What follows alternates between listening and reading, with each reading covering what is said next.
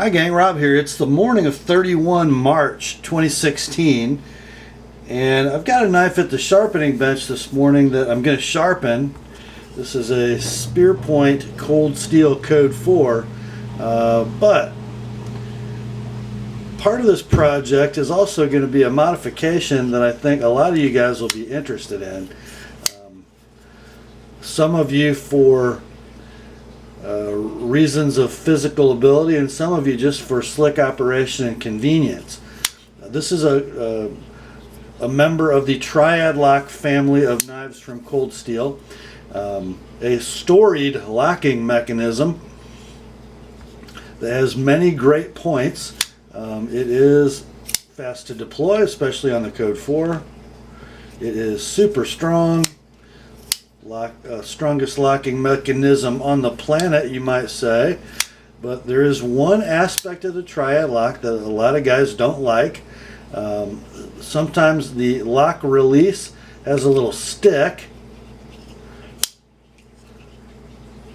This one is free of stick, but it does require a lot of effort and a lot of travel to fully release the lock.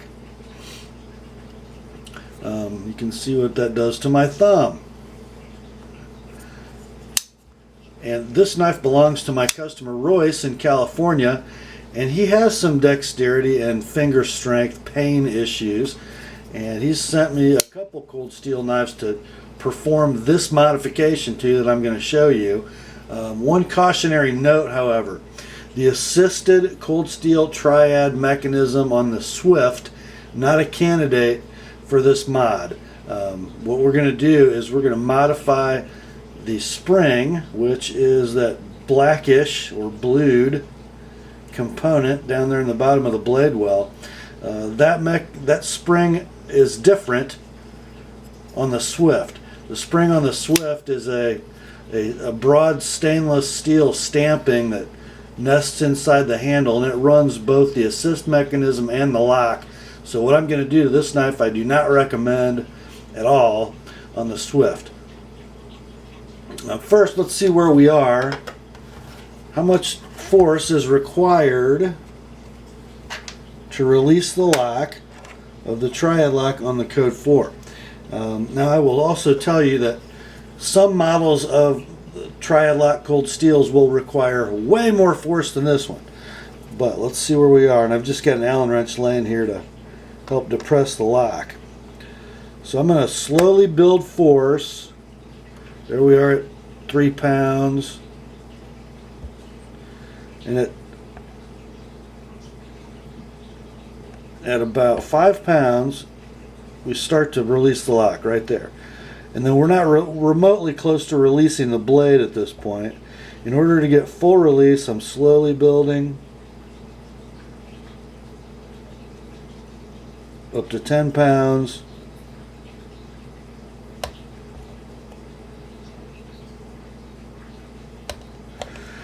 And this scale bottoms out or goes to overload at somewhere over 11 pounds, which is just about the position of the lock bar depression that would fully release the blade, right at about 10 or 11 pounds. So to release this blade, you got to apply over 10 pounds of pressure on that lock bar. For some guys, that's too much. So we're going to take the knife apart and take you out in the shop and show you what I do to this spring in order to perform this modification. Be right back. Okay, we're going to start by disassembling the knife, and the first thing I'm going to do is take the clip off, and I'll need my Weeha Tools Torx T6 bit, and I'm just doing this because I want the knife to sit flat on my surface. As we've discussed before, we're screwing steel screws into aluminum. We just got to be careful.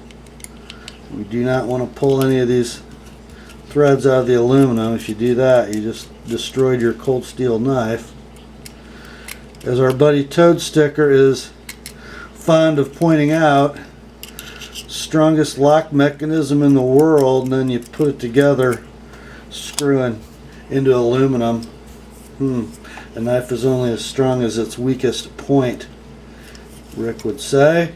Alright, we're going to flip the knife over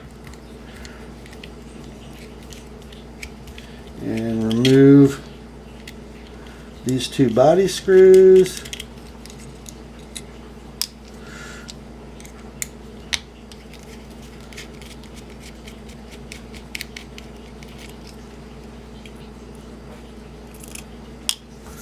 And the pivot, which is a T10.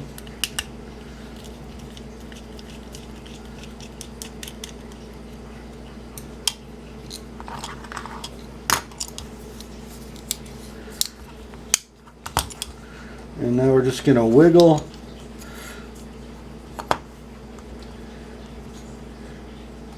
depress the lock bar just a little bit and lift the blade out. All my washers actually came with it, and as you guys know, phosphor bronze on the scale side, and then Teflon, a little paper thin Teflon washer near the blade. I think you could really run these knives dead dry. Okay, let's put that down here. So, here's what we're going to do. We're going to take this carbon steel spring out of the knife, remove the stop pins so the blade will flop, or the lock bar will flop free. We're going to take it off. We're going to take this spring out. So these two ends of the spring, the straight sections here and here, are kind of restrained. Most of the flex is happening in this middle straight section, and what we're going to do is take this out to the 1x30 grinder, and we are going to reduce the thickness of that spring in this middle straight area between my fingertips by about 25%. So let's get out our caliper, and I think these are about 40 thousandths thick.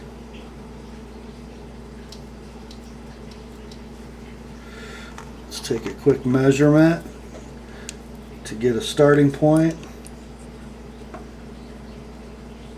Yep, this one right at 40 thousandths. So we're going to take this down to about 30. So let's go out in the shop now and I'll show you how we do it. Okay, so here's our spring, and we're going to sort of focus our grinding in this middle section. And we're going to try to take this down to about 30 thousandths. So let's do that first.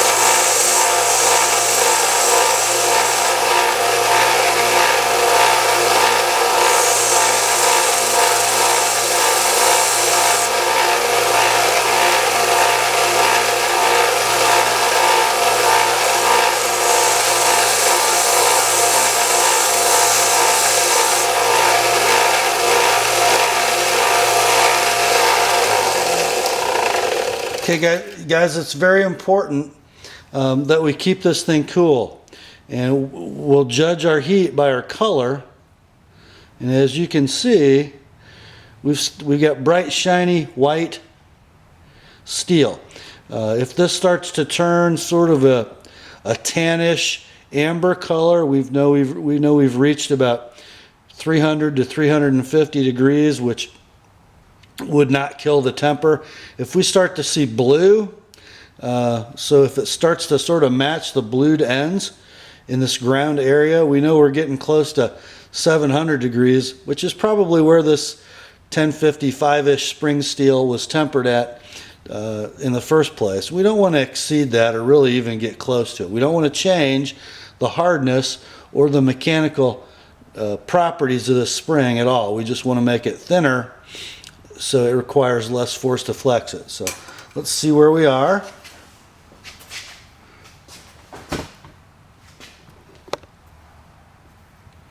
Remember, we started at about 40 thousandths.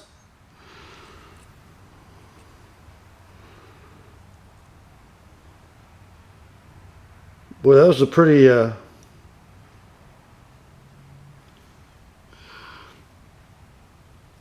meager first effort. We're at 38 thousandths right now. Got to keep going.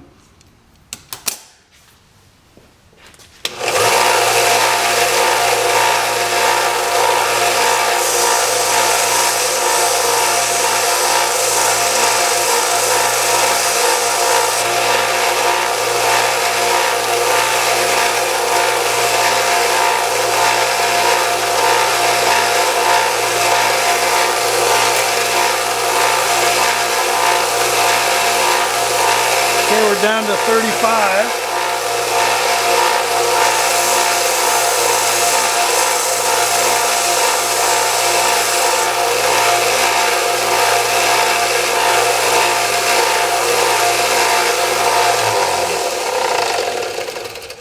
Guys, also regarding temperature, your fingers will be your guide. When you start to feel that steel burning you, you know you started to elevate temperature.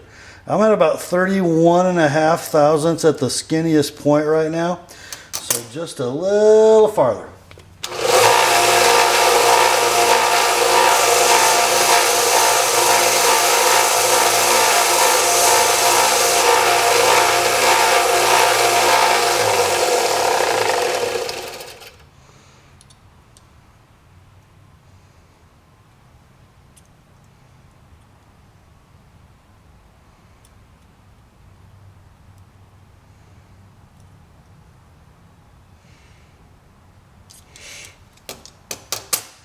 Okay, we're ranging now between 29 and 31 over the length of that ground area.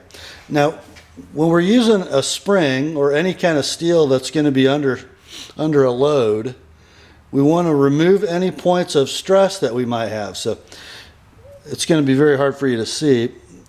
But this is a piece of flat spring stock with rounded corners as it comes. And those rounded corners are there to alleviate any stress points which might cause this spring to start to crack. So since I've removed those round corners, I'm going to go ahead and come up to the slack portion of my belt now and just round these off again, because we don't want this thinner dimension piece of spring steel to have any reason to want to crack on us. So we're just going to round them over now, and then we'll go back downstairs, put the knife together, and see what force is required to release the lock.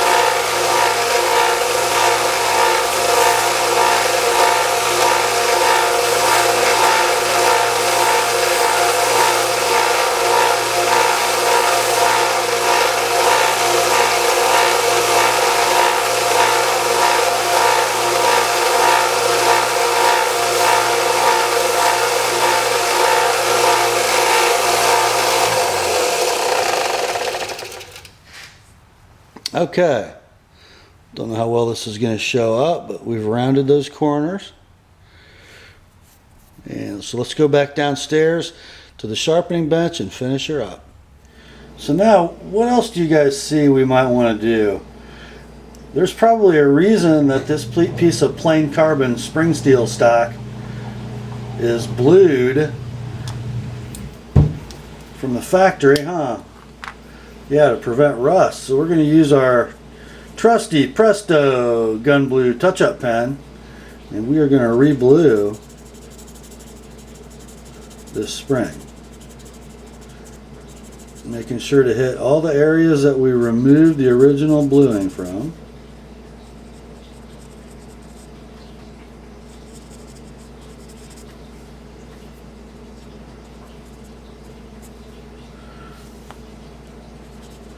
Notice how that plain carbon spring steel just soaks up that bluing right away. A little piece out here on the end that was missed.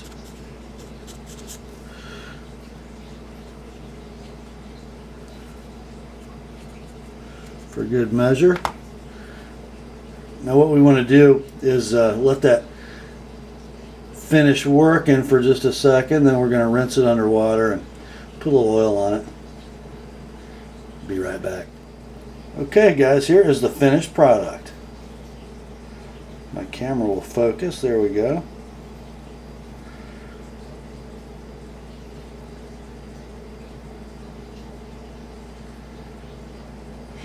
Alright, we're going to put this back in the knife, put it all together, and we'll see you back at the scale. Okay guys, blade is on. Washers are all lubed up.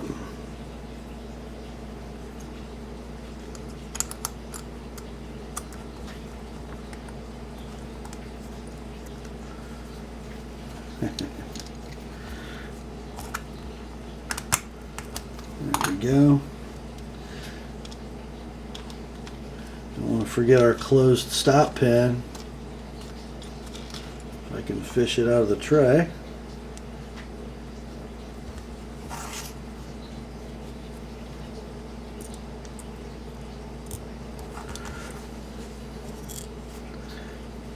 And get it in the hole. There we go.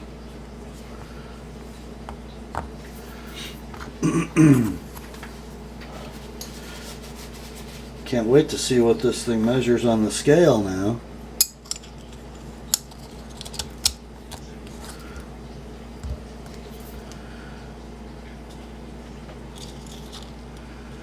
Oh golly, let's see.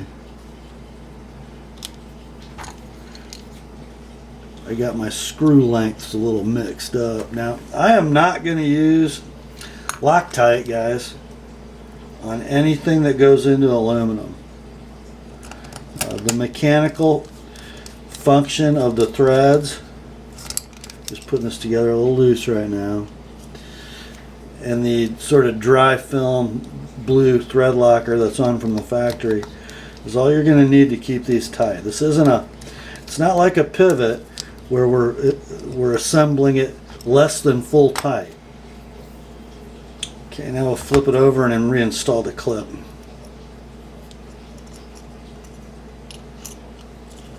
Whoops.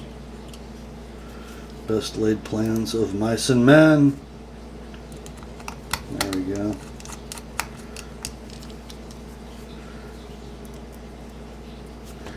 Gotta be a little bit gingerly when we're finished tightening these pocket clip screws.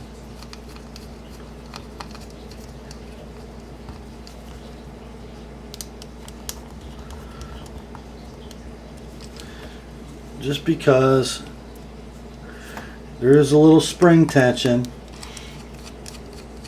on this clip, and you know, we want it to be tight, but we don't want to get crazy and strip any of these threads. Let's come back and finish tightening our body screws. Make sure these other two are still tight.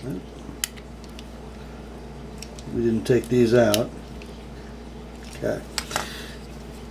Now we're going to reinstall the pivot.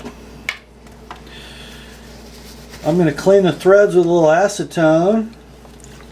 It's nail polish remover for you heterosexual men. And this is pure acetone. Doesn't have any moisturizer or anything in it. So just spin that around in the acetone and then spin it around in a dry portion of the paper towel.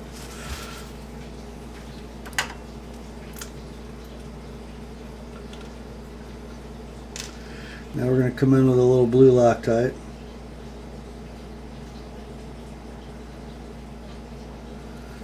Little dab will do ya. Just like Brill cream. Google that, kids. That pivot wasn't quite home. I had to seat it from the back side. What I do is sort of run it till it's snug and then back it off about 1/8 of a turn and kind of see where we're at. Got 0 side to side play, and my blade drops. That was a pretty good guess. We're going to leave it right there. Alright, let me clean up my mess and we'll bring the scale back out. Okay guys, let's see what we got. How much reduction in force did we achieve?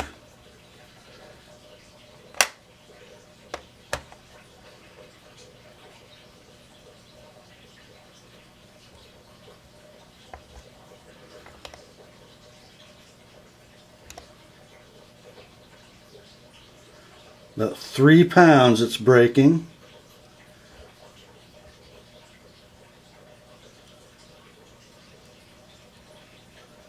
And at about 7.5 pounds we've got full disengagement. So that's what we were looking for. And now that thing is just a dream to release. You know what? You guys might think, boy, now you've reduced the strength of the lock. No, we haven't. Once that locking tooth is fully engaged in the tang of that blade, the spring has nothing to do except, you know, maybe hold it there, but even your thumb on top of the lock bar, you know, it's not like the negative forces on this blade are going to force that tooth out. The spring doesn't really hold it there. Once the negative forces apply to that blade, the pressure between the blade tang, the locking bar tooth, and this stop pin are pinching that thing. It's not trying to go up. All that spring does is sort of nudge that locking tooth down in between the blade tang notch and the stop pin. Once it's home, it's home. And that's just slicker than snot.